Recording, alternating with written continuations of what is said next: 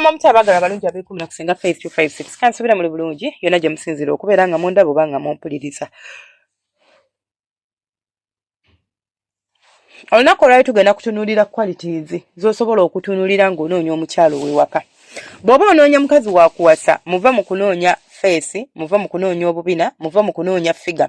Weewaawo tubyagala naye bino tebigenda kulasitinga lubeerera. Figa egendako era ku makyeyiike, feesi egendako era ku makye eyonooneke. Okitegeera akabina kagenda kuggwaako oba n'okuyiikayiika kayiikeyiike nga si kyanyirira nga bwe nnyirira. Naye waliwo ebintu ebigenda okusigalawo ng'omuntu ono ne bw'aliba akaddiye agenda kusigala nga bw'ali. Ezo ze main components oba ze main characters z'olina okunoonya mu muntu rather than okutunuulira feesi ye esobola okufuukuuka mu nnaku ebbiri n'ekyuka nawe n'ogitunuulira n'ogitya. Ekisookera ddala obwesigwa. Tunuulira nnyo omuntu gw'oyagala ng'onoonya mukyala oba ddala ye muntu gw'osobola okwesiga. Soogedde nti ye akwesiga kubanga ye asobola okuba nga akwesiga naye ggwe omwesiga. Kubanga okubeera mu bufumbo n'omuntu ng'omubuusabuusa okuva ku bigambo by'ayogera okudda ku bikolwa bye tekigenda kukuwa ssanyu yadde n'omulundi n'ogumu. Kigenda kukumalako emirembe, kigenda kufuukira ekizibu, kigenda kukubeerera ekintu ekigenda okuhauntinga nga toyina ddembe mu maka go oba nga toyina ssanyu. So bw'oba oyagala okubeera nga amaka go gabeeramu emirembe olina okukakasa nti omuntu gw'oyagala omwesiga ate naye akwesiga.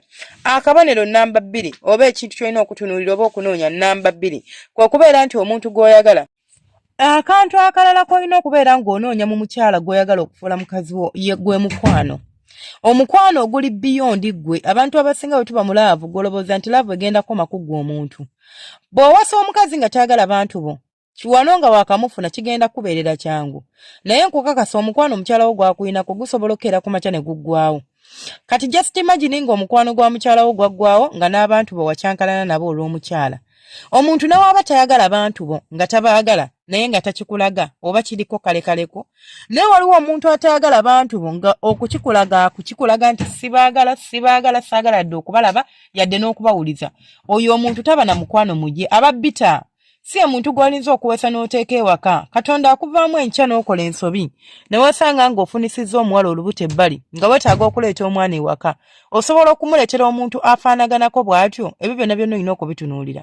Noonya omuntu ajjudde laavu, omuntu atagenda kugoba bagenyi waka, omuntu agenda okwagala abantu bo, omuntu agenda okwagalira ab'eŋŋanda, omuntu agenda okubeera n'emikwano, omuntu agenda okubeera bridge egatta ggwe n'abantu bo, si omuntu agenda okubaawula just because she's beautiful oba just because munnanga alina kafiga ali presentable nga mukyogera naye ng'ate muvundu ekikomyeyo oba ekyenkomeredde. Ekirala emotional maturity ne communication. Ebintu ebyo mbigasse wamu kubanga saagala kubeera nga mbe breaking cause mbisomesezzaako nnyo. Independently tulina omusomo wano eno oguliko how to communicate better in a relationship osobola okugunoonyaako. Communication ffenna tukimanyi nti ye ppira y'obufumbo. Ye ppira y'omukwano.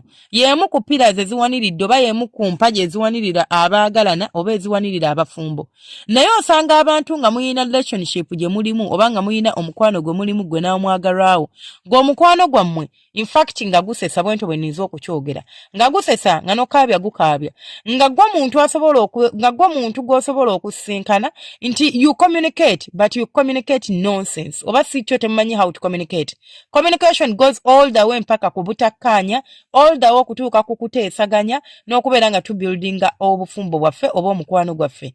Singa omuntu abeera bad at communication nti asobola okubeera nti kale si musidife nti asirika, he communicates oba she communicates ayogera naye enjogera ye how do they present their words? Ebigambo bya bisengejja oba ayogera bwogezi anti bangambye sisirika njogere. Communication is not all about talking and talking. It's about how you present yourself ng'oyogera. Bw'abanga omuntu ayagala okutegeera nti omuntu gwendiringa naye ali machuwa munyiize olabe engeri gya reacting ku mbeera ey'ebaddewo. Agenda kaabanga baby like throwing a tantrums oba agenda kubeera muntu asobola okuteesa naawe n'abuuza n'anoonyereza ategeere beyond the surface kyatuuseewo. Then that is a woman you should keep by your side. Financial discipline. Financial discipline mba njogera ku ssente. Abantu abasinga olinza okubeera ng'olina ssente nga Katonda yakuwa naye n'ofumbira omukazi ssente yo yonna neggwaawo. Abantu ne batuuka okumuyita ow'ekisiraani. Ng'ekituufu kiri nti mukazi wo talina kisiraani yadde n'omulundi n'ogumu. Ekizibu ky'alina kiri kimu. She does not know how to spend. ye muntu atabalirira, ye muntu atayingiza, and she spends like freely. Sina freely. She spends like ngalinga agamba nti azijja ku muti gyazinoga teziggwayo. Olaba n'omuti gutuuka ekiseera mu musana ne gubeera nga gukunkumula ebimuli byagwo, ebikola byagwo, ne guggwerako ddala paka ne guddamu kumera bumezi ng'enkuba ezzeemu okutonnya oba ng'embeera eteredde. Kaakati singa enkuba batezzeemu kutonnya kitegeeza omuti guno guniza obutaddamu kussa bikoola. Olwo olowooza ziba teziweddeeyo. Ziba ziweddeyo. So it doesn't matter olinza okuba olina ssente nga gwe tonoonya oba teweetaaga mukazi wakuyambako kubeera nga akuyambako okubeera nga ostabilizinga financially oba ng'ogaggawala. Naye ate ojja kwetaaga omukazi asobola omanaginga finances zo. Ti ne bw'oba oweebase oba ne bw'oba ogudde wansi ng'ofunyemu obuzibu, ofunye accident olwadde, omukyala asobola okusigalawo ku magulu g'abiri nga runninga family nga tewali kiraga nti munange family eri affected kubanga taata mulwadde, abaana babagobye fees, simanya biki nga everything can go smoothly. Eyo nayo quality gy'olina okutunira mu mukyala gw'olina okuwasa. When I talk about running a business, soogera ku ma business gano companies enene zokka. Buli omu mu aspect mw'otambulira oba mu bulamu bw'otambuliramu bwe tugenda okutunuulira. Nsobola okwogera ku muntu ng'olina omudaala gw'ekyapati, nsobola okwogera ku muntu ng'olina omudaala gw'ennyaanya, nsobola okwogera ku muntu ng'olina boda zo bbiri, nsobola okutunira ku muntu ng'alina taxi emu, ate nsobola okwogera kubeera nga njogera ku muntu nga gw'oli CEO wa company. Mukyala we alina capability esobola okubeera nti running a business eyo woba toliiwo, kale waabanga ye ng'omuntu asobola girunning nti talina knowledge about running such a business, asobola okumanaginga embeera eyo nti I cannot run it but I can manage it. Nsobola okuteekamu abantu abagiddukanya ne babeera nga bagintambuliza. Musajja wange agenda okudda nga kampani eri ku magulu ge oba nga ka business kaffe tekaguddeewo. Ayo ne quality endala gy'osobola okubeera ng'onoonya mu mukyala ow'okuteeka mu maka. Ekirala, omukyala agenda okubeera ng'akwongerako. Ye mukyala asobola okukulumirirwa. Omuntu akukwatibwa ekisoba akulumirirwa tagenda kwonoona ssente zo vigorously kubanga amanyi nti ogenda ku makya n'ogenda n'ozikolera. You spend nights sitting going through files. You spend nights ngo oli kunoonya ba clients. Okeera ku makya mu musulo like very early in the morning. N'ogenda okanda engano ya chapati. Bakasitoma batuuka okujja ku ssaawa emu nga munange watandise dda okusiika oba ku ssaawa 12.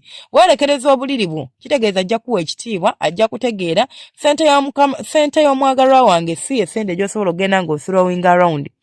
Eyo ne quality endala gy'osobola okutunuulira oba okunoonya mu mukazi gw'ogenda okuwasa oba okuteeka ewaka.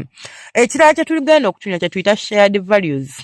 Values bye bintu bye ntambulirako ng'aze omuntu, enkuza yange oba enkula yange ng'omuntu, customs zange norms zange, like our norms and customs and values align. Nze byenvaluwinga naye byavaluwinga, oba nze byenvaluwinga ye byajerega, oba kale ye byavaluwinga nze byenjerega. Ebintu byenjogedde olwaleero si bye bintu byetera okudiscussingako. Usually tulina ebintu bye tutunuulira ebya bulijjo byengezezaako okubanga mbuuka kubanga saagala bibeere nga bitukooya, but ekira kyengendo sembeeko okubeera ng'omwagalwawo ali supportive. Waliwo abantu nga tagenda kuwa ssente naye ng'agenda ku supporting emotional, agenda kubeererawo. Ofunye obuzibu nga waali nga ye muntu gw'ogenda okwesimako, they are going to be your shoulder, not financially because they cannot afford it, but they can show you that we are here. In case you need someone to pant you, I'm here. You need someone okuwaka massage wendi. You need someone to talk to wendi. Oyo muntu gw'olinza okwetaaga. Omusajja alina ssente nga bw'okiyo naye ne bw'omugamba nti munange I want to kukolawo ka business kange. Ninawo 2,200 tasobola kugamba nti kankuwoye 10. Kyokka asobola okugamba genda oleete ba girls oba genda oleete mikwano gyo mbatwaleko out n'abasipendingirako akakadde oba n'abasipendingirako 5,000. Oyo guy tabeera muntu ali supportive gy'oli. Some people don't want to see you grow. Baagala kubeera nga muli wansi wa bigere byabwe. Ante oyo tabeera naye munnange muntu mulungi. Omukyala kasita omusanga nga alina qualities z'emmenye ne bw'abanga empisa tayina mutwale munaaguluba naye mpola n'abeera ng'atediira. Ne bw'omusanga nga feesi si nnungi tewali buzibu, feesi obulungi tebabulya. Omuntu omuwasa leero enkya n'afuuka mubi ng'afunye accident, feesi ekulubuse ng'agyeko enkovu nene gy'otasobola namutwala kulongoosa kujjako ng'ayonoonese. Omuntu osobola okukera ku makya n'omuwasa nga kafiga kalungi ne kayiika. Omuntu osobola okukera ku makya n'omuwasa nga talina kabuto ng'alina kafiga k'oyagala olubuto kuli ne luyiika ne lukola ne lukoma eri ku bigere nga tolina ky'osobola ddukola, ebbeere ne ligwa kubanga omubiri gwe guto bwe guli. It's a process, we grow, we change. Nasigala nga nze Senga Faith 256 temwerabira subscribinga kulikinga no commentinga temwerabira tulina live emisana saawa yonna insha Allah kuuma takuumira mpeera.